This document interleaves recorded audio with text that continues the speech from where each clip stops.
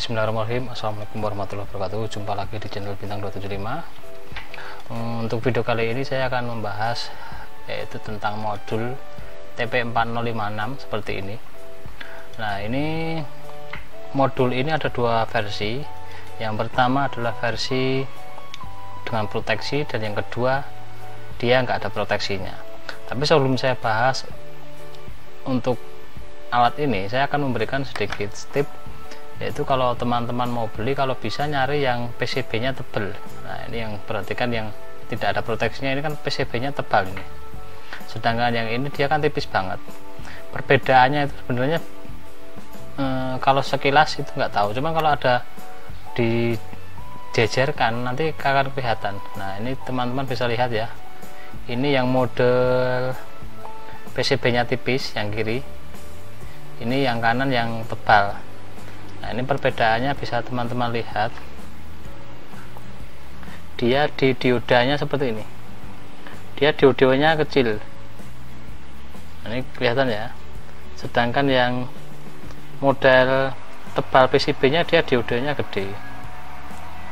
Nah, ini terus ini yang tanpa proteksi, ini yang ada proteksi. Terus apa gunanya modul proteksi ini? Nah, ini saya akan menjelaskan masalah ini karena di Facebook pun juga banyak yang tidak paham dan banyak yang tanya.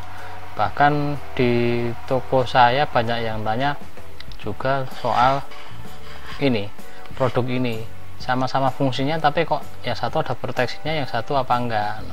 Nah, kalau teman-teman mau beli, teman-teman itu harus menentukan dulu fungsinya mau buat apa, apakah buat ngecas doang atau buat ngecas saja, atau untuk beban juga.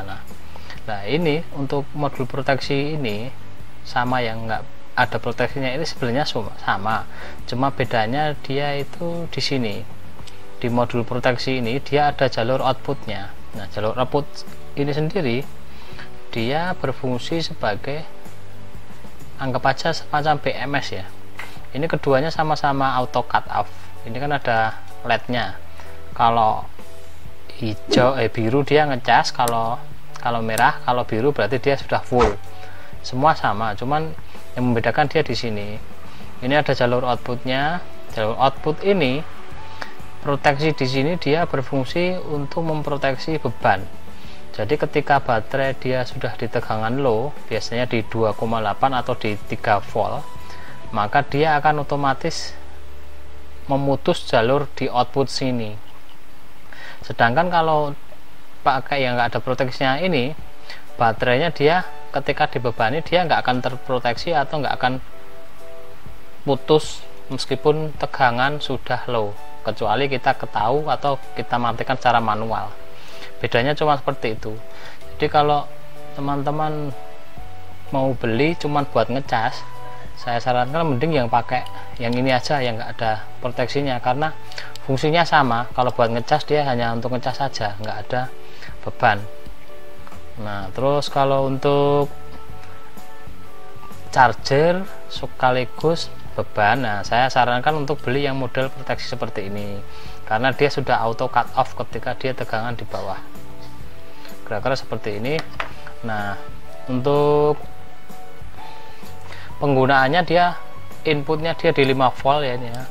Bisa menggunakan port USB, micro SD seperti yang digunakan di HP-HP itu, tinggal colok di sini, atau bisa menggunakan input 5 volt pakai PSU atau power supply 5 volt. Ini ada jalur main, ada jalur plusnya seperti ini. Ini sudah ada indikator, sudah ada petunjuknya ini ya. Nah, ini modul ini dia mampu ngecas maksimal dia 1 ampere. Nah, ini saya juga pakai banyak ya. Nah, kebetulan saya kan di sini kan baterainya banyak juga, cuman kalau saya pakai modul 1 ampere itu kadang terlalu lama karena saking banyaknya baterainya. Saya biasanya kadang ada yang saya paralel 2 seperti ini. Nah, ini saya lihatkan ya, saya kasih contohkan. Sebelumnya ini saya akan memberikan sedikit review. Nah, ini teman-teman bisa lihat. Nah, ini adalah modul charger seperti ini. PCB seperti ini bikinan dari teman saya. Ini barangkali teman-teman ada yang butuh, nanti bisa kunjungi di toko saya, nanti dicat sama admin nanti admin biar mengarahkan untuk produk yang seperti ini.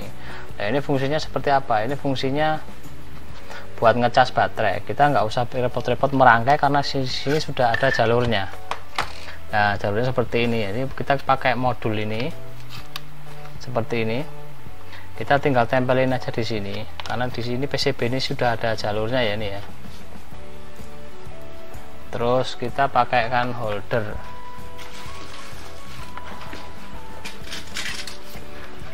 Nah, holdernya seperti ini. Kita tempelkan di sini. Nah, kira-kira seperti ini. Nah, kita taruh di sini. Nanti jadinya kira-kira seperti ini. Nah, kalau teman-teman pengen inputnya lebih dari 1 ampere, nah ini bisa digunakan atau di paralel. Saya kasih contoh punya saya ya ini. Nah, ini punya saya itu. Ini baterainya. Teman-teman bisa lihat. Nah, ini baterainya banyak banget. Kalau saya ngecasnya pakai 1 ampere kelamaan. Nah, ini bisa teman-teman lihat ya ini ya. Ini saya double ini. Ini untuk TP4056 nya saya double. Nah, ini bisa kelihatan ya ini ya. Ini dia keluarnya di 2 ampere per sel ini. Sedangkan yang ini kita bikin sendiri. Ini saya bikin sendiri. Ini kelihatan kan ini? Kelihatan ini ya. Nah, kalau ini saya bikin sendiri, dia dari akrilik. Akrilik saya lubangin, terus saya kasih TP seperti ini. Nah, ini double ini. Nah, ini teman-teman bisa lihat, ini saya pakai TP4056 nya saya paralelkan seperti ini. Jadi dia satu selnya ini dia ngecas 2 ampere nih. Kalau yang ini kan dia satu-satu ini. Nah, dia satu. Nah, ini proses sortir ya. Nah, ini kalau teman-teman butuh baterai 1850 seperti ini bisa dapatkan di toko saya, dijamin real kapasitas. Nah, ini kan sudah disolder. Nah, ini untuk kapasitasnya nih.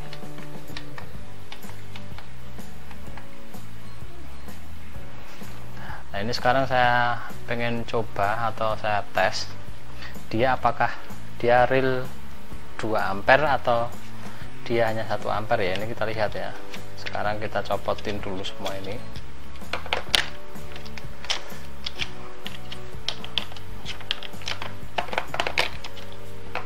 Oke, saya gunakan tang ampere.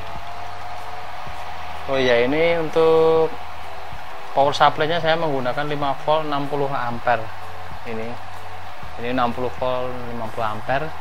Terus yang ini dia dari aki langsung saya step down ke 12,7 buat menyuplai ini.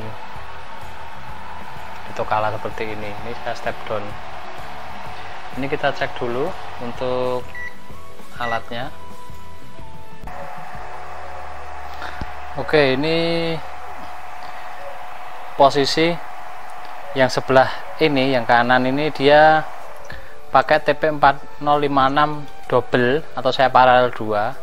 Artinya per sel ini dia dicas 2 ampere, sedangkan yang sebelah kiri ini dia 2 blok ini dia per modulnya ini dia hanya 1 saja. Nah, ini 1, ini juga 1, tingkat 1 ya ini ya. Sedangkan kalau yang ini dia 2. Ini teman-teman bisa lihat. Nah, ini kan cuma 1 ini. Sedangkan kalau yang ini dia 2. Nah, ini dia lapis 2. Ini 1 ampere, ini masing-masing 2 ampere. Ini kita lihat ya untuk perbandingannya ya. Ini untuk yang 2 ampere berapa ampernya yang masuk. Nah, dia di 13, di 13 ampere, sedangkan yang ini yang 1 ampere ini dia arusnya masuk di 8,6 ini dari adaptor ke modul charger ini dua ini dia 8,6 ampere, sedangkan yang ini yang mode double ini yang 2 ampere ini dia dari power supply ke modul charger ini dia 12,8,6 ampere.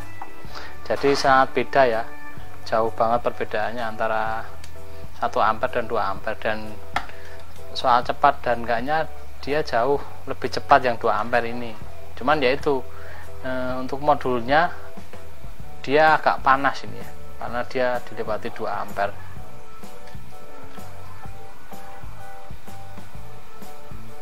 Kira-kira seperti ini.